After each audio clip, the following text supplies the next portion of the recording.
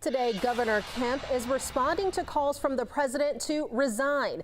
In a tweet, the president called him an obstructionist while repeating more false claims about the integrity of Georgia's election. Governor Kemp says he's not going anywhere. Doug Richards joins us live from the Capitol. And Doug, the governor is warning other Republicans to not get caught up in what he calls distractions ahead of the Senate runoffs.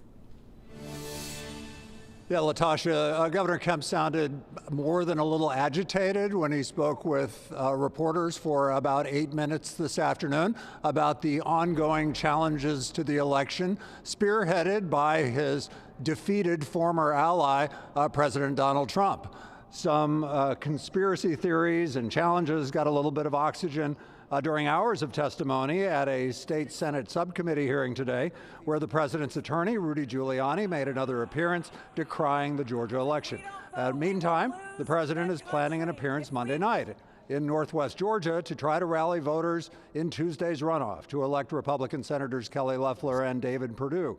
And Kemp says Republicans cannot assume that the Republicans will keep those seats.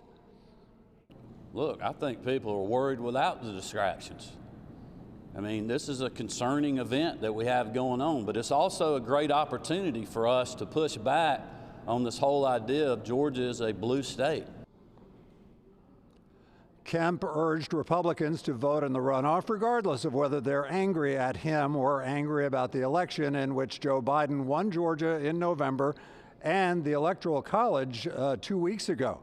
Kemp was also highly critical of Rudy Giuliani's appearance here at the Capitol, not only his testimony in a Senate subcommittee hearing, but also his behavior here at the Capitol.